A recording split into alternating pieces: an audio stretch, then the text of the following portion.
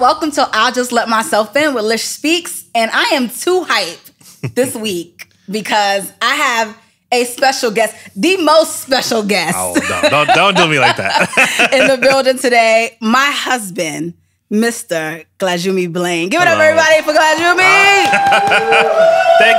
Thank you. It's an honor. Yes, this episode is going to be titled Into Love because we're going to be talking about our story, how we met, our dating relationship. It's a story.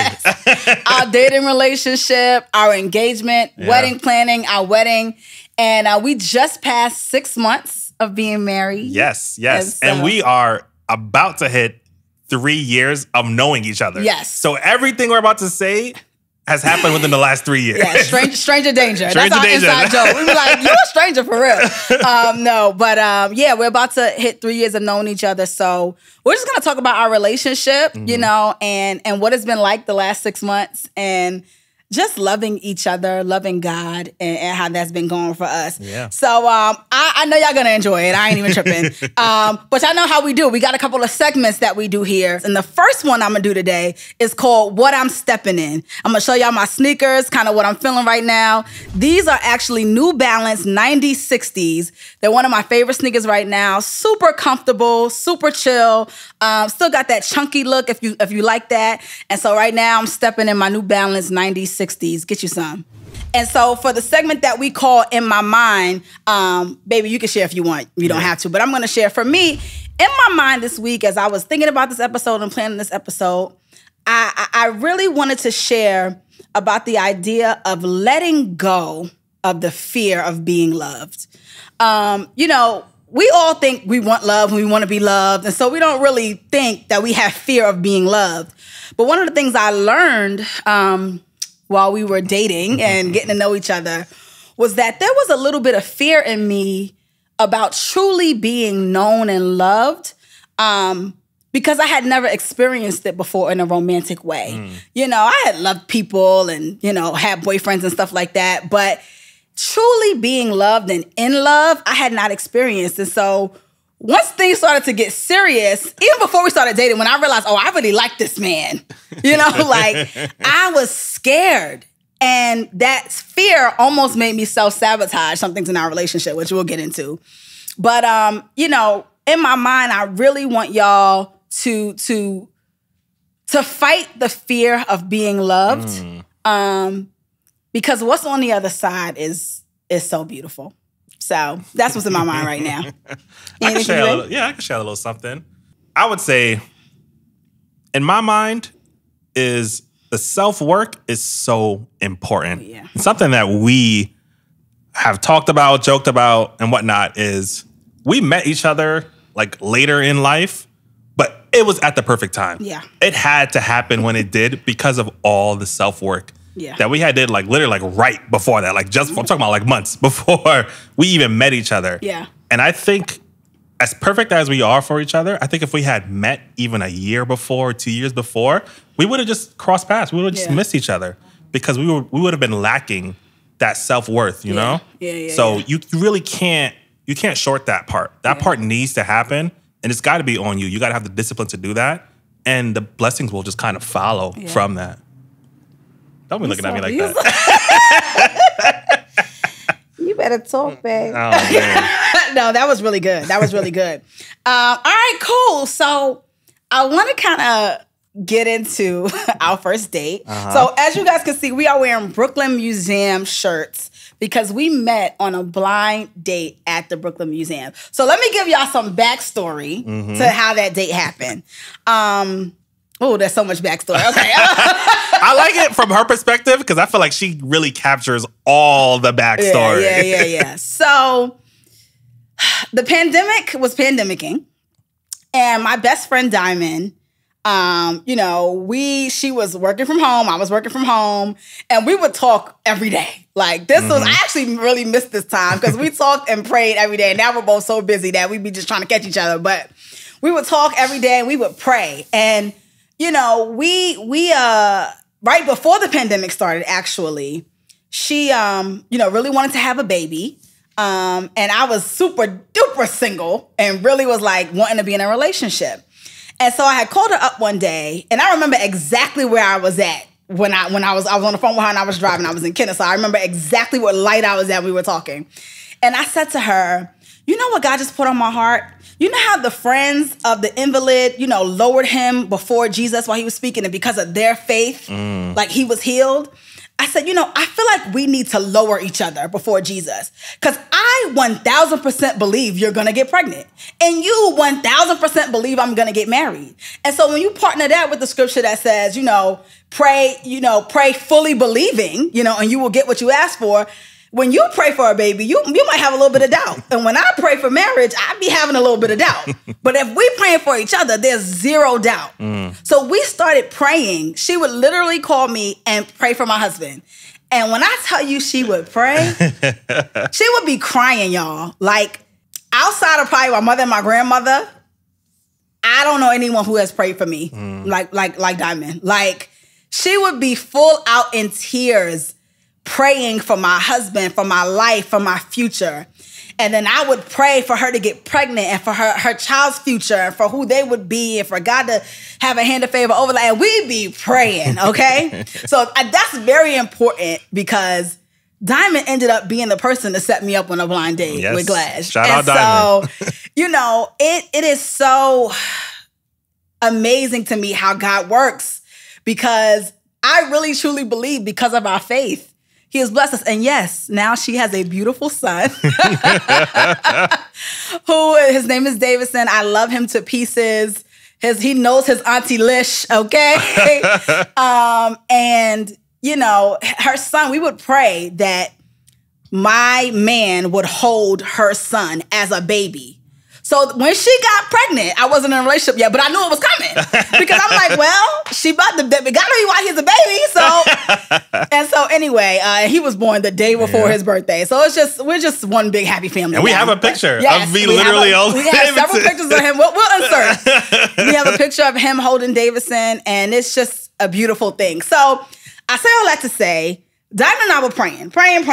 She's praying for me to get a man. I'm praying for her to have a baby. Now, she married, so the baby part is really up to God. But the marriage part, we knew we had to have some elbow grease in it. Yeah, so Diamond, we were praying. We had been praying together for a couple of months at this time. And, she was just like, listen, I refuse to believe that there are no men in the whole kingdom of God for you. Like, she would ask people, hey, do you know any guys for Lish? Or, like mutual friends. Do you know anybody who might be good for Lish? And people would be like, for Lish? I don't know. Like, it's going to take a special man, or he got to be a good man, or he got to come correct. They was a lion. And they weren't, period. And she was like, I love you, and you're great, and you're special, but you're not a unicorn. Like, you're a woman, and there's got to be somebody for you. Like, I won't accept that. So what she started doing, and listen, y'all, this story is incredible. Like, she literally started going on Facebook pages of single people. This is a married woman. She did not have to do this. Going on Facebook pages of single people in our fellowship of churches and just people that she knew, and saying, hey, would you want to go on a virtual date? Because mind you, this is during the pandemic. Do you want to go on a virtual date? I have this friend. Here's her information. Would love to go on a virtual date. And her and her husband would set up virtual dates for me, virtual double dates. So we'd be playing Kahoot and all them other games that was out during the pandemic or whatever. And when I tell y'all, these dates, God bless her heart, but they were struggle dates. Like, first of all, not everybody is great at presenting their personality virtually. No shade, yeah. And they were interesting, but I was grateful because I wasn't really going on dates like that. Yeah. And so some of the dates were cool, and I would know that the guy had like a really good time. Like, he'd be laughing hysterically and text me after, but then I just wouldn't hear from him, or it just wouldn't go anywhere. And so I had kind of gotten to the point where I was like, whatever, man. Like, okay. Now, mind you, this is all of 2020. We didn't meet until March of 2021. Mm-hmm. So, 2021 comes around. And we're praying. New Year, those New Year's Eve prayers. It said, Lord, how we do. And she literally said, Lord, before the end of the first quarter, I pray that Alicia will meet the man she's going to marry. That's very important. She said, Lord, by the end of March, I pray that Alicia will meet the man that she's going to marry. And I think she had somebody else in mind who I was kind of entertaining. But she prayed that prayer nonetheless. And so I had gotten some tickets. I was going back and forth to New York from Atlanta to gig for different things. And one of my favorite artists had an exhibit at the Brooklyn Museum. His name is Cause. And so I got the tickets. I was there in February. I was coming back in March to do an event for the Greater Allen Cathedral. Shout out to Greater Allen Cathedral in Queens, New York. And I said, all right, I'm going to get these tickets for when I come back, and I'll just, go to that show. And so I told her I was going to take her. I was like, you could just come with me, whatever, because I'm always like trying to provide the vibes for my friends, especially when I'm in New York. Like, I'm home, where we going, what we doing, where we eating, what's the vibes? And so a couple of weeks before, maybe like 2 weeks before, we were on the phone, and I was like, Dime, I don't really want to go to this exhibit with you. Like, I was like, I love you, but I want to go with a man. Like, I want to meet a man. And I was like, listen, he don't have to be, I literally said, don't overthink it. This is not my husband. I literally said that. I said, don't overthink it. It's not my husband.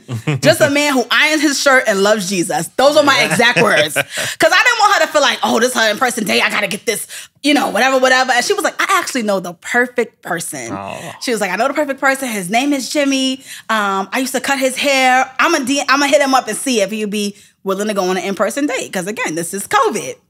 So she hit him up. And then the rest is really history. The rest is history and God. Yes. Anybody that know me, I don't answer my Instagram DMs. Yeah. From the closest of friends. Instagram, I check that DM once a month. Yeah. But I saw her from Diamond. I opened it up. I hit her up. And yeah, I was like, I'm cool. Like, let's set this up. Let's do. At the time, I thought we were gonna do like a double date kind of thing. But I think closer to the date, she was like, yeah, we'll just. Are you cool just doing it? One-on-one. I was like, sure. I didn't know Alicia as I know her. Yeah. Which is funny because we kind of came up in the same church. Yeah, we got a lot of mutual friends. He knew my brother. Oh my goodness. Like, I knew her brother well before I knew her. Yeah. A lot of people that I knew at church knew of you, but you weren't in that specific church at the time. I had moved to Atlanta, and then I was in a different region before that. So people weren't like talking about you. Yeah. So I'm thinking like, I don't know who this person is. Diamond is like, how do you not know who this person is? Yeah, because I was a lit chick. She was the it girl. She was the it girl. I was like, all right, whatever. And one thing about me, I don't really get phased that easily. So I'm like, you say she's the it girl. All right. I trust you. But come to the actual day. Yeah. I was a little nervous. Let me tell y'all. So I get to the museum early. I'm just thinking, let me throw on a fit because I know I'm going to this Cause exhibit. I want to get some pictures off. So I got on my Coogee. And funny enough, before the date, the morning of, I spoke to my 3 closest friends, my 3 best friends this day. First of all, it's very rare that I speak to all of them in a day. And it's very rare that they all have such impact on that day. So that morning, I was talking to my best friend, Jasmine, and I was like, I'm going on this date later. She's like, what you going to wear? So I was like, I got on some J's, a Coogee, and like a Kith hat, and she was like, really? And I was like, yeah, girl, like what? And she was like, I mean, it's your first in-person date in a long time. Like, I feel like you should like throw on some heels and like, just get real cute. So I was like, girl, please, like it is not that serious. Because again, I'm just going on a date with somebody to get these pictures at the museum, like whatever, right? And so I said, all right, I'm hanging out with Lisette later. I told Jazz I'm hanging out with Lisette later, which is another one of my best friends. I said, I'm going to ask Lisette what she thinks. If she agrees with you, I'll change. So I meet up with Lisette. We're going out for sushi for lunch. And I'm like, Jasmine said I shouldn't wear this on a date. What do you think?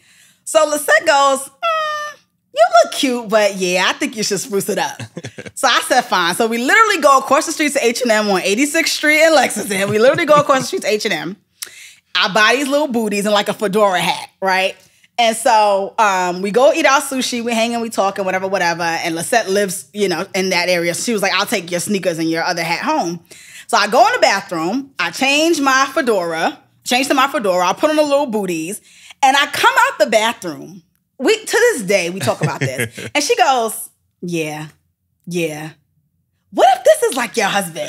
Literally. And I was like, girl, come on. Like, like, please, And I think about that to this day, how Jasmine was like, no, girl, like, this is a day, spruce it up. And how Lisette was like, what if this is your husband? And literally, it was my husband. And this is why I love when she tells this part of the story, because I felt like all the context, all just these signs of how special this day would be. It's beautiful, in my opinion. I love it. Yeah. So I show up. I got like a blush sweater on. I got some Yeezys on.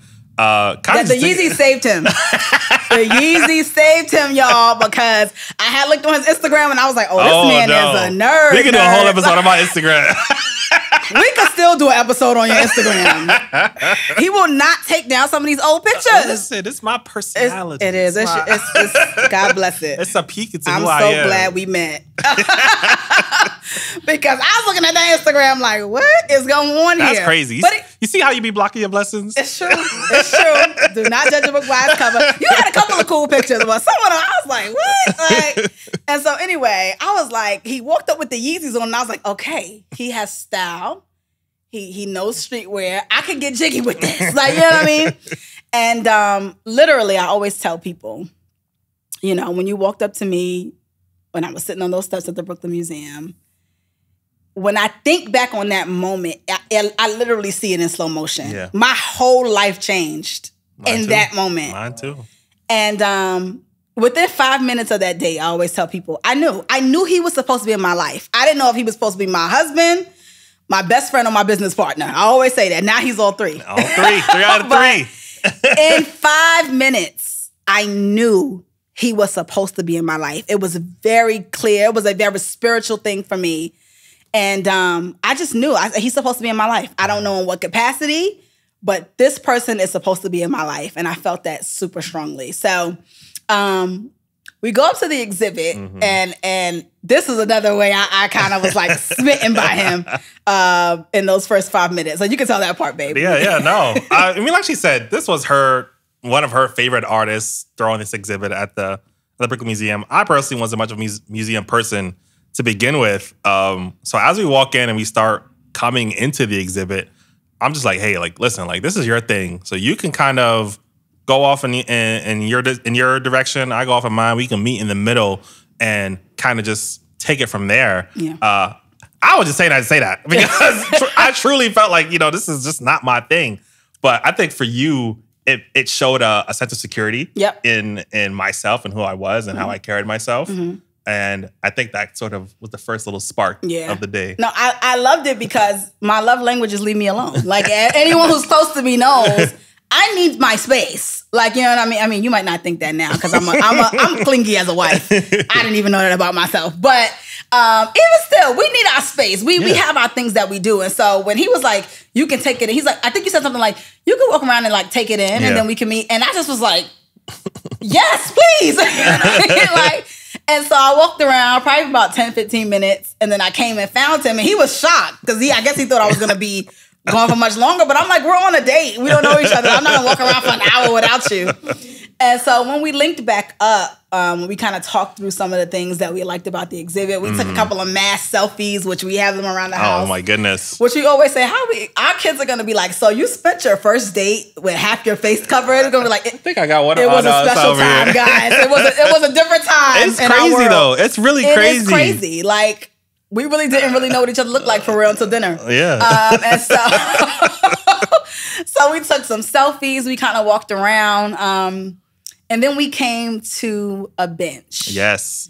And the Brooklyn Museum, you know, I grew up going to the Brooklyn Museum. I grew up going to First Saturdays when I got old enough, you know, as a teenager and a college student. So the Brooklyn Museum already meant a lot to me. But this bench in the Brooklyn Museum, in that cause exhibit, I believe was the place where we really found our special connection. Yeah. It was a moment. It was a moment in time. And I mean that in every sense of the word because we literally lost track of time. I cannot tell you how long we were sitting at that bench, but we got into so much. We got into what brought us to this moment in life. We got into the struggles that we were dealing with at the time. We were talking about hopes and dreams. Like, mind you, we known each other maybe like an hour and a half at this point. Like, literally. Yeah. But there was just this level of comfort, this level of safety that I think we both felt. And we just started gushing. Yeah. Just talking. Yeah. And I think that's when I first clicked, like, oh, this is gonna be a real friend. Yeah. This is gonna be someone that I can vibe with for a very long time. Yeah, absolutely. I think for me at that bench, you know, there was some things going on in my life that I was so broken by. At the time, there was some estrangement in my family that was like killing me emotionally. Like I literally was like crying daily. And I would fight anything that looked like it was going near that topic at that time. Because I felt like if I start talking about it, I'm going to break down in the middle of the street. Wherever I'm at, I'm not going to make it through the conversation. And I found myself so easily telling him the whole situation. Like, oh, this is what's going on and whatever. And I don't do that. I'm a very composed person. As emotional as I am, you're going to know what I want you to know. Even some people who think they are super duper close to me, I can make you feel that way. Like it's easy for me to make you feel that way. But I can be very guarded with information. Yeah. Which child's a trauma response to. That's another episode. But I found myself just like telling him everything. And to this day, there are, obviously we're married, so he knows everything. But there are things that I'm like, I can't believe I just told you that so easily. I can't believe that I'm so comfortable with this person. And that literally started on our first date. I realized that things that I had insecurities about, you know, I didn't feel insecure about. Like he was taking all these pictures of me, and usually I would be like, please, like, you know what I mean? But I was flicking it out. I was like, okay, so tell me what you do. Like, you know? And so I just realized, you know, on that first date, I just was like, this is a special person. And then, y'all, so I got a couple of love languages, all right? Leave me alone is probably the first one. Secondly is buy me things. That's the primary. Immediately after. Okay. Leave me alone. Let me take a nap and buy me stuff. So anyway, this is a person who does not know me, y'all. Like, he doesn't know me. We've been talking for an hour. We go to the gift shop and, you know, I'm not expecting anything from him. Because one thing about me, I don't expect... And while we're here, let me just say this. As the internet is abuzz about $30 for lunch and who should pay for what and all this other super stuff that we're never going to speak. On this podcast, we are never going to go back and forth about what a man should do for a woman outside of the will of God and the purposes of roles in the Bible. But I did not expect this man to do anything for me on this date. I'm like, we're here. We're getting to know each other. You know, he did tell me he was going to take me to dinner, so I expected him to pay for that. But outside of that, I didn't expect anything. So we go to the gift shop, and I'm running it up because I love cars. So I'm picking up pens and whatever, right? And so I'm picking up my stuff. He's kind of looking around for stuff for himself and whatever. And he comes over when I was looking about like I was done. And he was like, y'all done? I was like, yeah. And he just takes the stuff out of my hand and walks to the register. Where's my camera? Okay? Don't talk about it. Be about it. Like, I have been going on some odd dates. Even before him. And so I was just really impressed by the fact that he just took initiative. You know, and my husband, if you know him, he's not the most aggressive, in your face, rah-rah kind of man. But when I tell you he is the manliest man I know, like legit, when it comes to taking care of business, he allows me to show up even on that date, in such a soft, feminine way. Like, I just had this revelation just now. Like, I think one of the reasons I was able to just be so, chill and happy is because you were literally taking care of everything. At every step, you were looking ahead, making sure things were good, just taking care of it. And so when he grabbed that stuff out of my hand, he didn't ask me. He didn't say, hey, do you mind if I pay for this or what? He said, are you done? Okay. And took the stuff out of my hand. And I promise it wasn't like game or nothing. It really just felt like I am here to provide a good time for us to just be focused on the conversation, on getting to know each other. Yeah. I want you to walk away from this experience with cool items, with trinkets for memories. Yeah. now it like again, it all led into this literal beautiful apartment that we are living in, starting our life together, recording this podcast in. Yeah. But at the time, I was just focused on making sure that you felt good. Yeah. And that's one of the things I love about him. He don't have no game. Everything he do is from the heart. It is not, and I know that for a fact. He's not like trying to be too cool for school. That was another thing I loved about you on our first date, babe. I feel like I was very used to men trying to impress me or trying to humble me. One or the other. Either she's in the music industry or she's whatever, she's a minister, let me show up and with all this extraness. Or she ain't all that. She thinks she all that, but she ain't all that. Like I'm the prize kind of vibes, child. Lord help us. And so, cause I've been through it, y'all. And I would tell stories, but I don't even want to give these people the satisfaction of thinking that I still think about them. But Lord, I'm going to tell you, this man was a breath of fresh air. And so I was used to one of those dynamics. Yeah. And you were just you. That's all I know how to be. I could tell that you, even as much as you were like into me on the date, I could really tell that if I walked away from this date and I wasn't giving you the energy, you would have been like, okay, that was cool. Like you weren't pressed. And I was like, he need to be pressed. He's pressed now. Yes, I am. But I was intrigued by that. You were just you still are. You're just so who you are. No matter what rooms we go in or who we're around, you're never trying to impress anyone. Yeah. You know, and it's such a great quality. Yeah, and on that note, I'm like that with most people. But the thing is, I don't get that same energy back. So I am myself, and with a lot of people, I feel judged or I feel like it's not enough. And that is sort of where I sort of make that almost that mental call, like this is not worth investing in.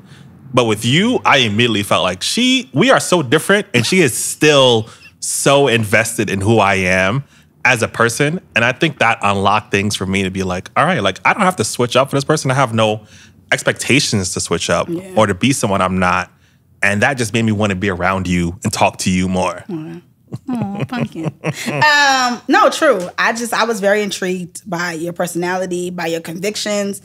We had similar convictions on, what it meant to be a Christian, and on, a lot. We had similar convictions on so many things, but we were so different in every other way. Yeah. Like, if you know me, you know I'm big into music. I started asking questions like, so who do you listen to? And when he was telling me, I'm like, what? Like, we had a few people in common. There was a few things on the date that saved you. I'm like, okay, all right. He knows this, he knows that. And then, my baby is heavily into anime and tech.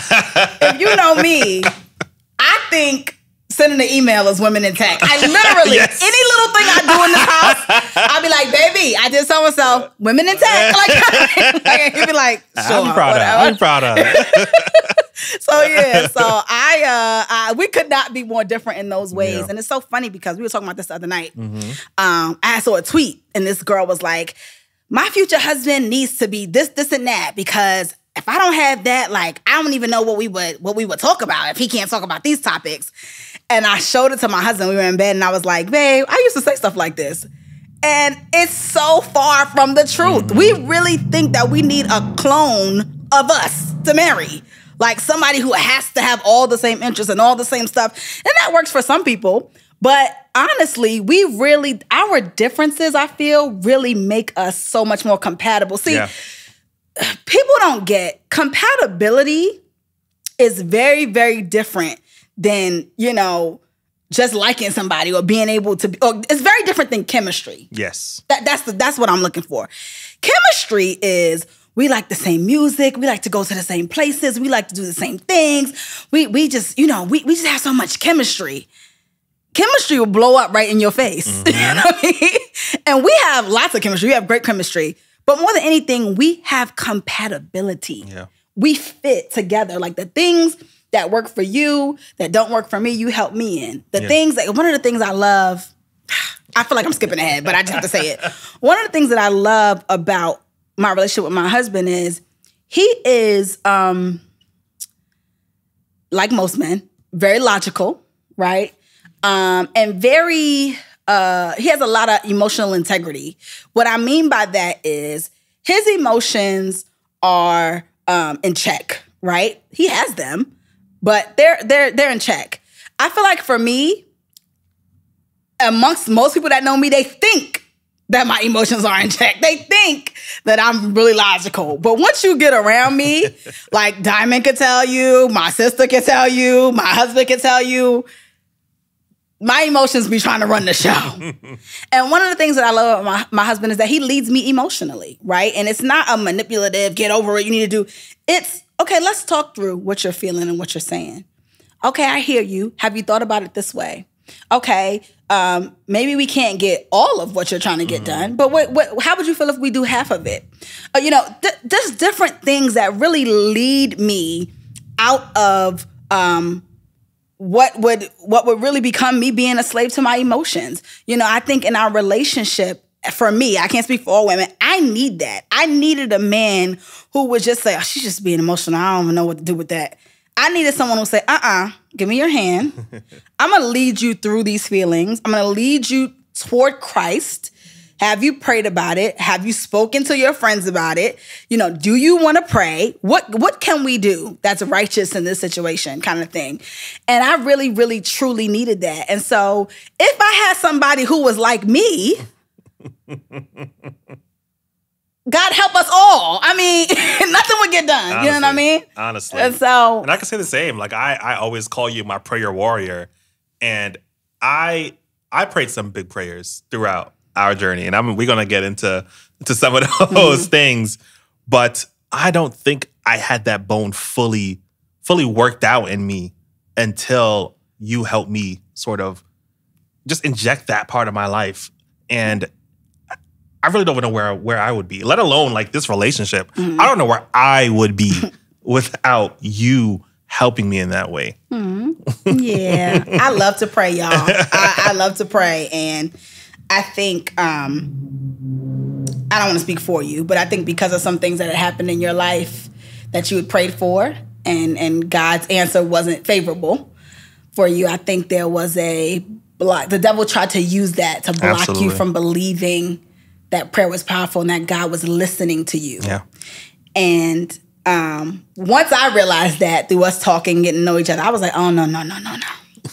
He's going to become a praying man. And I would pray for that for you, and we would pray together. And, one of the things we do now is before we go to sleep, most nights we'll grab each other's hands and say, let's just pray, Yeah. And sometimes shout out to Fenton for giving us shout out that to our tip evangelist for Fenton. marriage. He was like, I'm going to give you one tip about the bedroom. It's to pray. Like when you're in the bedroom, pray together, at night before you go to sleep. And I just really appreciate that because, I think it grounds us, brings us back to center. Yeah. And sometimes when my husband is praying, I literally will be like, my God, this man, because he can pray. And I see what the devil was trying to do. He was trying to get you not to pray. You know what I mean? And so, another thing that is super important for me is just praying for him. I'm a whole lad. I'm a whole lad until we get Right? to marriage. We well off track. Right, so we went off track. All right, so we go on the first date. First date is amazing. We've pretty much been together since that day, honestly. At least in friendship and communication. I'm gonna fast track it. Yeah, go for it. I had a couple of gigs going back and forth, and within 1 month, I went to New York 3 more times. That was totally God. That was God. Because I had no business going back and forth to New York, but every single time I would go to New York, he would take me out. Yeah. And I definitely had written off the long distance thing. Yeah. So if she wasn't coming back at that frequency, I don't know where things would have been. Yeah. Because that was the biggest thing. I go on this amazing date and I'm like, but I don't want to be in no long distance relationship at this big age. Like, why would you let me meet a man like this who lives in New York? And so I ended up going back and forth. I ended up, and I'm telling you, these were gigs that were not planned. One gig was planned. I was opening up for a CHH artist. So that was planned. I went back for that. Then I ended up getting a 300 entertainment thing. I had to go back for that. And then I had to go back for something else. I can't remember what it was. But they were all gigs that people were paying me to come back and forth to New York for. So he would take me out every time. We went to his open mic one time. That was and nice. that was like our that was our this is real moment. Yeah. Like, because you go on the first date and it's like, I like him, whatever. That's when sparks started to fly for Yes. me. Like, she's special. Yeah. Oh my goodness. I love this story. So one of my favorite anime, shout out to all the anime heads that happen to watch this, is Full Metal Alchemist. Oh, Lord. And I had mentioned that on our first date. I really had no expectations that she would watch it, know anything about it. I was just providing information. So that we make it to this open mic with Diamond and Dylan. So we finally get to go on a double date. And I forget the context, but she's like, she mentioned something about Gunmetal Blaster. I'm like, what are you talking? What is a Gunmetal Blaster? She's like, the anime. I was like, oh my goodness. I thought the name of it was Gunmetal Blaster, and I was dead serious. I'm like, she was dead serious. Like the show Gunmetal Blaster. Like, he was like, what? And I'm like, the anime. He's like, you talking about Full Metal Alchemist? I'm about to say it wrong again. You talking about Full Metal Alchemist? And I was like, oh yeah. Now mind you, I'm like one of them too cool for school people, right? So for me to like say the name mad wrong, and like I was like fake embarrassed, which I think he thought was cute. It was adorable. It was adorable. I loved it. And that really unlocks that for me again, where I'm like, she's trying. Yeah. Like, and I went home and watched Full Metal. I went home and watched the first 2 seasons of Full Metal. So, but that was a fun day. And we just had a really good time. I was letting him into my world, like explaining things about music and, telling him which song was which, because he wasn't, he's not really used to being in this world. And so I really wanted to make him aware that like that wasn't a problem for me. Yeah. And that was huge. Which was maturity, because again, old me would have been like, you don't know this, you don't know that, you don't listen to that. Like every little thing would have been a judgment. But I feel like God really, like you alluded to, like you said earlier, the personal self-work that we did, I was really at a place where I was ready to share my life and I didn't need the person to be like me. I was so arrogant in the past in my relationships that a lot of the people that I chose to be with or be around or pursue, they were so much like me, which was the reason why we were knocking heads so much, that I just really, I really could never really see the benefits of being with someone who thought or moved or was raised differently than me. Mm-hmm. And it was so, I have found, even now, I tell you this all the time, I find so much security in who you are, because the things that you have that are different from me are things that my spirit and my soul need. Like I need a man who is strong yet gentle, right? I need a man who is secure in who he is, so that he's not trying to put down who I am. I needed a man who wanted nothing to do with entertainment. You know what I mean? Because you don't care if I get an opportunity. You don't feel in competition with me in any way. It's like, all right, well, cool, do your thing. Let me know how I can help. I didn't know that I needed that. Yeah. I needed a man who was a fan of me in the sense. And I used to literally tell Diamond, I don't want no man who's a fan. I don't want no man who's a fan, right? That's when I was really in the music industry and really feeling myself. But God knew who I would be in 10 years. Yeah. Because I was saying this stuff at 25, 24. I'm 36 now, and I just had a birthday. So, I'm accepting gifts. I think it's I think what you meant at the time was you didn't want like a fan of your music, or you didn't want a fan of your artistry, and you are well deserving of that. But I'm a fan of you. Yeah. Like I'm fanatical about Alicia Blain. Yeah. Like you are my number one. You are my North Star. Yeah. And I think you needed that. And I needed to be that for somebody. No, I did. I needed to feel special. And one thing people don't think about people who are gifted, talented in ministry, you think they feel special because people are always highlighting them. But you don't feel special. Mm-hmm. You really don't. You know what I mean? You don't feel. I remember I used to tell my friends, I don't feel like I'm a priority to anyone. I felt that way for years. Like, I know people love me and they care about me, but when they lay their head down at night, they're thinking about their husband, their child, their this, their that. Even with my parents, who I love to death, I always felt like my siblings were more of a priority because my siblings needed more. You know what I mean? Like, Alicia's fine. She'll be all right. You know what I mean? Kind of thing. And that could be my own notion. That could not even be true at all, but that's how I felt. And so, honestly, until I met you, I don't think I ever really felt like anyone's number one priority. Mm-hmm. And you made it very clear very quickly. After our third date, he called me. I came back to Atlanta. He called me up and he said, hey, I like you. I really would like to see where this goes. He had like a date set up with somebody who was coming from out of town. He was like, I'm going to, keep my word. I'm going to be a man of integrity. I'm going to, take her out. It was like a group date with some friends. Mm-hmm. And he was like, but outside of that, like, I'm not going to go on any more dates with any other women. I really want to put my energy into getting to know you. And I was just so impressed by that. I capped. I was like, well, I like you too. And I'm definitely interested in getting to know you. But if someone asks me on a date, I'm going to go. I'm single until I'm not. Granted, nobody was asking me on dates. Okay, Diamond was the only one setting up the dates. So needless to say, I didn't go on any more dates until we officially got together. But yeah, and so that was in March that we met on that first date. By July 27th, so literally 4 months to the date that we met. Yeah. He asked me to be his girlfriend. And he did it in such a grandiose way. Oh my goodness. We don't have time to go through that. But you give a brief. Our wedding website is still up, so if you want to read the whole story. Our wedding website is still up if you want to read the whole story. But he did it in my favorite place, Coney Island. I'm going to rewind just a little bit. I think a couple of days before that, we were at your friends Margaret and Joey's house. Yes, every name that we are saying was in our wedding. Like these people are instrumental to our story. Yes, we were at Margaret and Joey's house. Diamond and Dylan were there again. Yeah. And it was kind of just a get to know me kind of thing. She was really taking me through. Diamond is pregnant at the time, by the way, y'all. Diamond is pregnant. She's taking me through the circuit of like her closest friends and family members who kind of have to give the approval. So we're at Margaret and Joey's house. And a couple of hours into the night, they basically just tell us to get lost. And they wanted to kind of just press me. Like they really wanted to know what are your intentions for Lish.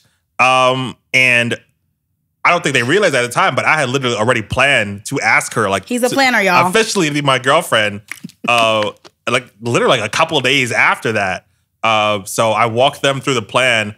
I'll be honest, as I was walking them through, I'm like, this plan kind of corny. I don't even know if they're going to be feeling it. By the time I'm done, Margaret and Joey are like oohing and on. Diamond is in tears. I don't know if that was the baby hormones, but Diamond is in tears. I'm like, okay, I guess this is a good plan. So boom. So now I'm real hyped to do it. So then we have our date. This is July 27th. She was going to be in New York for the summer. She's a New York girl, like to her bone. Yeah. So she really wanted to go to Coney Island. Yeah. I hate Coney Island, but I'm like, for this one, I'm gonna go to Coney Island. Specifically, she is a Ferris wheel girl. Yes. So I knew that was something that we had to hit that day. So we head out to Coney Island. I had been talking to a photographer friend of ours. His name is John. I wish I remembered your Instagram. I will give you a shout out right now. I'm sorry. Yes, we will. We will in post. But John, I asked him to come through, sneak in with his camera to capture the special moment. Additionally, I had written you out a card. I feel like I have to go back a little bit again.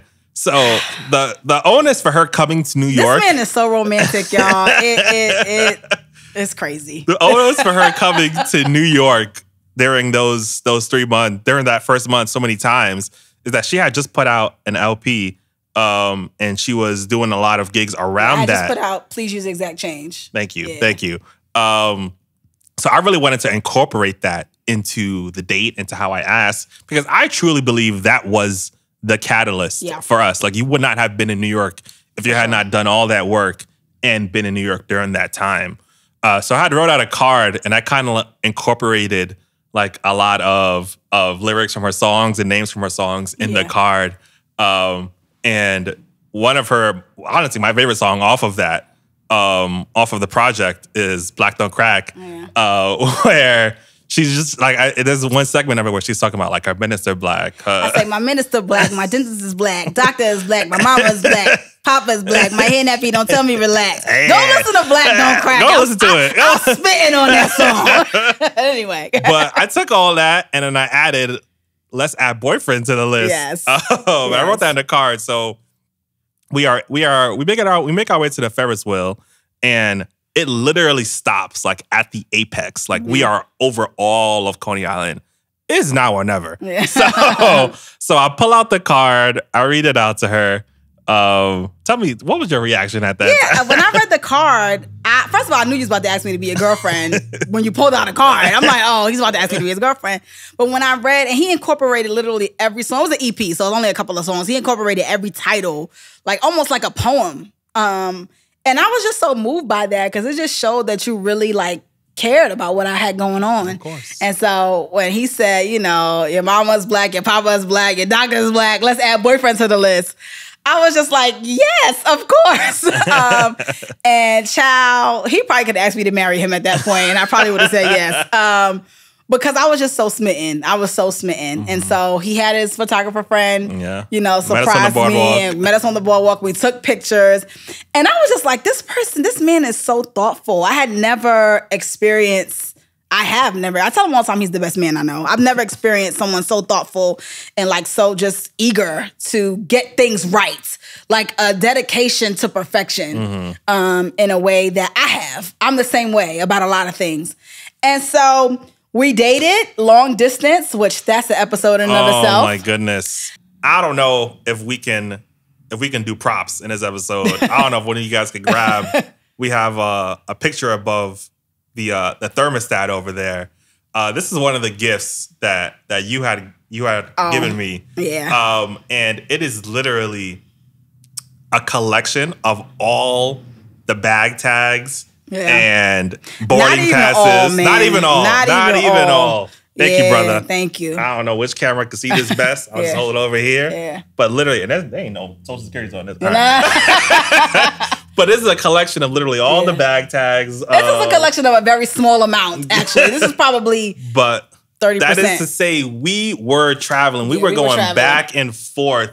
We were serious about this, you know? I think there was... I give it to him. Thank you, baby. I think we had settled on at a pace of never going more than 6 weeks. 6 weeks. 6 weeks without seeing each other in person. Yeah. And we really made that happen. Yeah. God, that was God. Yeah. That was God. Because my job had to allow me to work from there because I didn't have that much vacation days to be doing that. So he would come and work from Atlanta and, you know, I was figuring out my stuff. That's foreshadowing, by the way. Yeah. And so those 2 years of long distance relationship, because we going over our time, but what was the biggest lesson you feel like you learned from dating long distance? The work is worth it.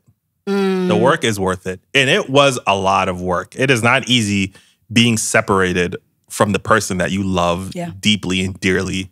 It is not easy having those hard conversations because someone has to change their life. Yep. It is just the reality of long distance. It is not a game for the weak. Yep. Someone is going to have to make the call to move and leave a zone of comfort to feed into their relationship. And I recommend to people, like I still say to people, if you can avoid long distance, do.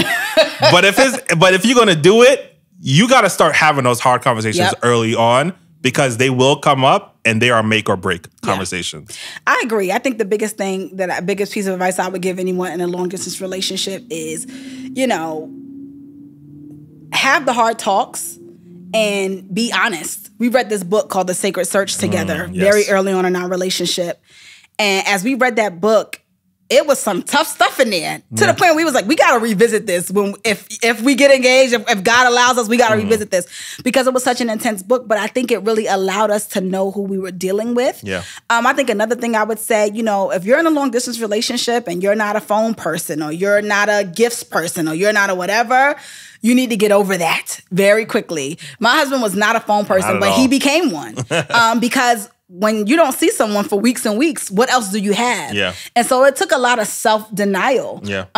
Because, you know, he had to become some things that weren't natural to him, and I had to become some things that weren't natural to me in order for our relationship to work. And so fast forward, we're in this long distance relationship. You know, we're serious. We know that this is what we want. You know, at least he's saying that. You know, this is what I want, and I want to be with you, kind of thing. And so, you know, it became very clear that I did not want to move back to New York. I was just like, babe, That's not what I want. It's not where I see myself. I had gotten this great ministry job here in Georgia. I'm a youth minister, so I'm working, with kids, and it's a job. It's not volunteers. No shade to volunteer. I volunteer, served in plenty of churches, but this is a job that I've been hired for in my purpose and in my passion. And it's hard for artists and ministers to find a job that's paying them in their purpose and their passion. So I was like, I really don't want to leave Atlanta. And so we started praying, about, okay, God, what's your will? Because I would leave. I was willing to leave. If it was between the job and marrying him, I was leaving the job. Yeah. But I really did not want to. And he didn't want to leave his job either. Yeah. And so we really just started praying, for God to make it clear. Mm-hmm. And eventually. Yeah. and just to add on that, there were things that had to be called out in my character that I think you did delicately. It was hard conversations, but we needed to have them, like I said before. And I had to come to terms with not putting my own fears about moving over yours. And I think I was making a lot of excuses for myself early on that, like, why should I move? She should be the one to move and all that. And I don't want to get into it. Because he was making the real money. That's what he don't want to say. I didn't want to say that. I didn't want to say that. I'm the one funding the show. You want to stay in Atlanta for that little ministry job? Come on. He never made me feel that way. But financially, that's what it is. But to this day. But it was ultimately fear. At the end of the day, it was fear. I was not willing to step out on faith to ask to be put in a position to work remotely or move, and you helped me come to terms with one, putting it in God's hands, telling God my fear, telling the thing my fear, and also just asking. Mm-hmm. You always say, and something I appreciate about you is the worst I could do is say no. Like, truly. Like James 4:2, you have not because you ask not. I'm going to ask every time. So we get to a point where I think I had been in Atlanta. We were over, what's that called? I always forget. Ponce City Market. We had prayed on the walkway, and we had to set out on a plan. And like, listen, like, I'm gonna get things in a way where I should be able to ask my managers about this plan, and we'll just take it from there. Yep. We don't know what's gonna come after that, but we'll take it from there. So I got my things in order. I got my mini presentation ready, and it's almost an immediate yes. It's like meanwhile, y'all, I have my entire church praying. Literally, all the elders' wives. I'm not joking. I'm like, y'all, pray that this man gets approved to work, full-time remote. Mm-hmm. These are the exact prayers. So yes, and God came through big time because if I'm being honest, like, I don't know if I had the faith to make that leap. Mm-hmm. But knowing how many people were invested in it and seeing it kind of the pieces come together, I'm like, oh, this can really happen. Yeah. This can be a real thing. And I think also, something that I think women have, or at least I know I have it. I had the foresight and the wisdom, and this is not to my own horn, but just the truth. I knew your life would get better. I knew you'd have a better life in Atlanta than you had in New York. Not just because I'm here, that too, but I knew what you needed. Yeah. I knew you needed a slower pace. I knew you needed a calmer situation. Like, certain things, I just was like, this is going to be good for him, but not if he's worried about his job. Yeah. So I was like, God, give him the peace of mind that comes with knowing his job is secure so that he will be ready to make that move. And then I also had to pray, and God, if the answer's no, because I wasn't going to let you quit your job. I have a great job. Right. I wasn't going to let you quit your job. So I said, Lord, if the answer's no, I will move. That will be you telling me, hey, I have something else for you on that side. Yeah. And so... And I just want to give a shout out to my close friends. Yeah. People like Brian, who, when you go to your close friends, you have this small expectation that they're going to be on your side and be like, man, they tripping. Like, do your thing. Yeah. She need to move. This man was like, what are you doing, bro? Like, you work basically in tech. If there is anyone that can go remote, it's you. Just try. Shout out to Brian, man. Shout out to Brian. So thank you to friendships who keep it real. Yeah, for sure. All right, so you move here. Little did I know, I found out later that he actually had the ring before he moved. So I went to New York to help him pack up and move back and all that. Oh my goodness. Move here. And he tells a story about how I literally looked somewhere where there's that. Yes, you looked in my drawer as you helped me pack, and the ring was in there. I was freaking out.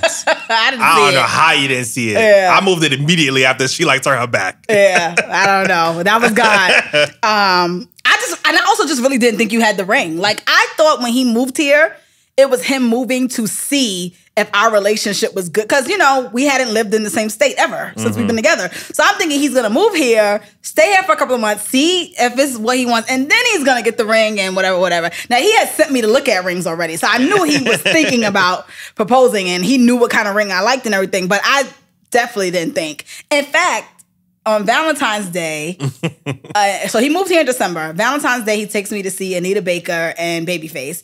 And I think I had like a little emotional something. I don't remember how we got on the topic. But he literally said to me in the car, like, hey, like, I'm already decided on you. Like, this is not like a test run or something like that for me to see if you're the one for me. Like, I know that I wouldn't have moved here if I didn't think you were the one.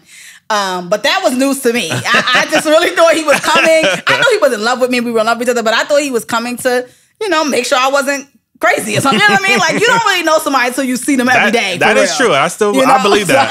So I was like, okay. But he moved in December. Let me tell you how focused this man is, okay? He didn't have a license when he moved here. Because, New York, I didn't get my license until I moved to Georgia either. New York, we don't drive. He moved here in December. By February, this man had his license, this amazing apartment. He was, already had kept his job and had planned this incredible proposal to me. And so we got engaged on February 24th. Yes, the day I got my license. Yes, the day he got his license, issue date is the day. Right. And he was not playing. He proposed. Had my family come in from out of town. His family come in. This huge surprise. I mean, it was just, I cried like a baby, y'all. Like, cried like a baby. And so we planned our wedding for 6 months after we got engaged. And most people expected that, but we had a few people who were like, why y'all getting married so quick? And it's so funny, when we laugh about it, we talk about it, in our relationship, we didn't have sex until we got married. And we debated yesterday. We were like, do we want to bring this up? Do we not want to bring this up? And, I don't wear that as some badge of like, I'm more pure than other people. But it is something that took a lot of self-control. Discipline. It is the hardest thing. It's the hardest thing I've ever done. It is. Sometimes I'd be like, how did we even do that? How did we get through it? Like, it was so hard because, it's hard to be pure in general, but when you are in love with someone and you're seeing them, and, my husband was taking care of me way before we got married. He was making sure if there was anything I needed. I remember one time something happened to one of my tires. He bought all 4 tires. Like, he's just that kind of man. Like, let's replace these tires. Let's take care of this. Let's take care of that. I don't have to ask, whatever. And so as a woman, that wakes up all the femininity inside of you. And that's all I'm gonna say. It wakes it up.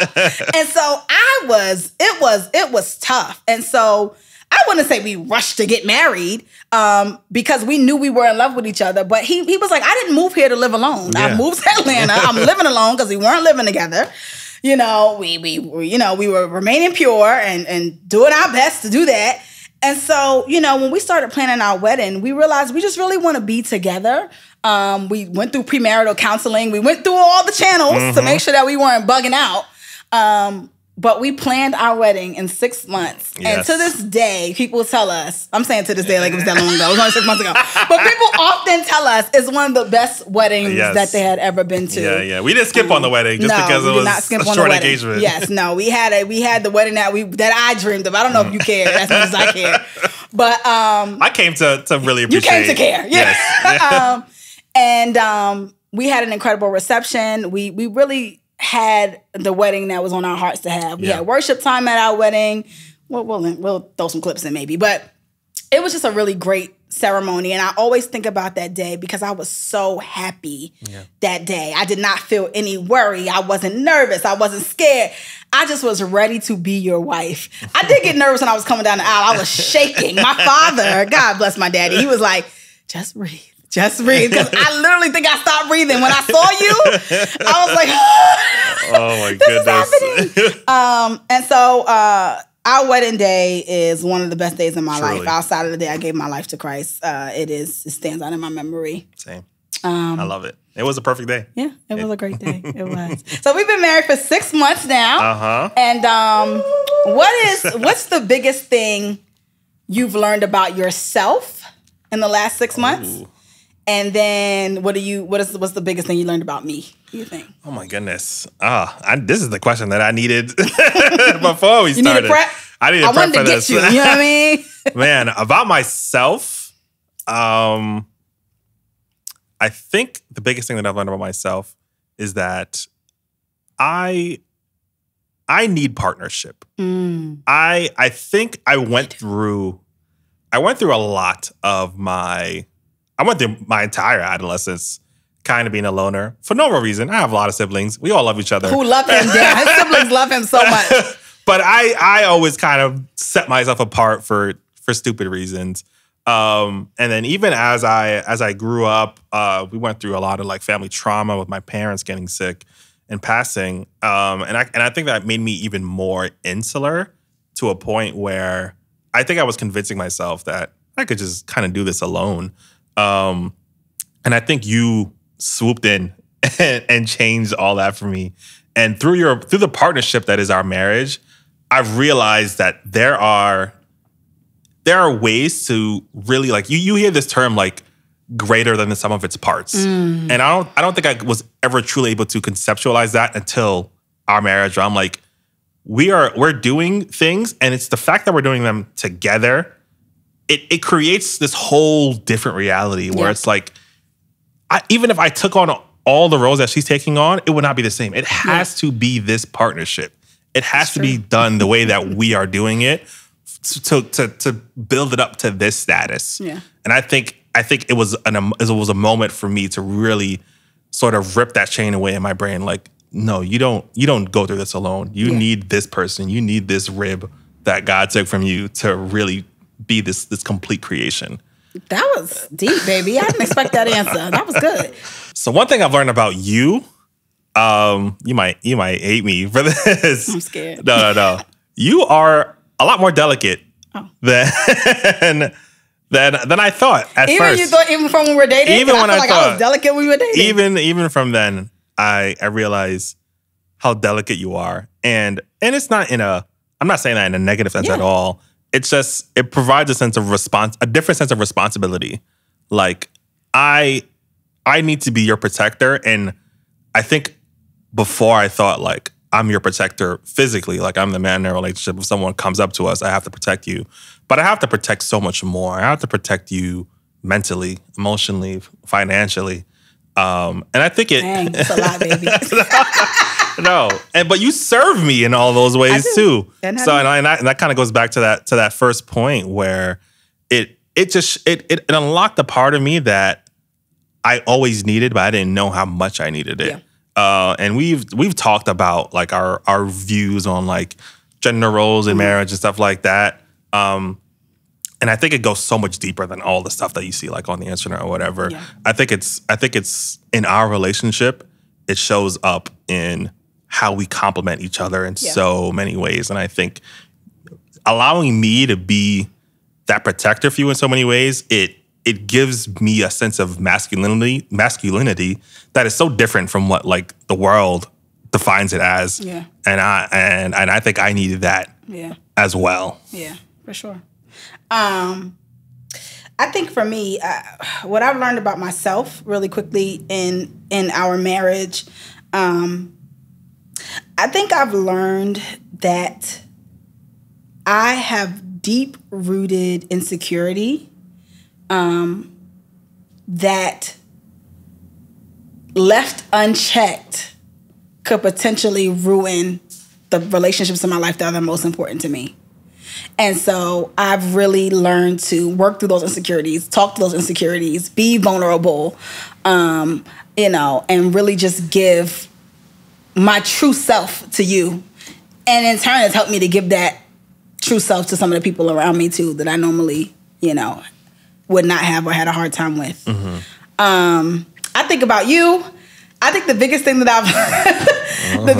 I've learned about you is that you really do need to be loved. Like, you need to be taken care of. It's not just like a gender role thing. It's a need. And I think that for me, I always thought like, oh, well, men don't really need to be loved. They just need to be respected. They just need to be respected. And you need that too.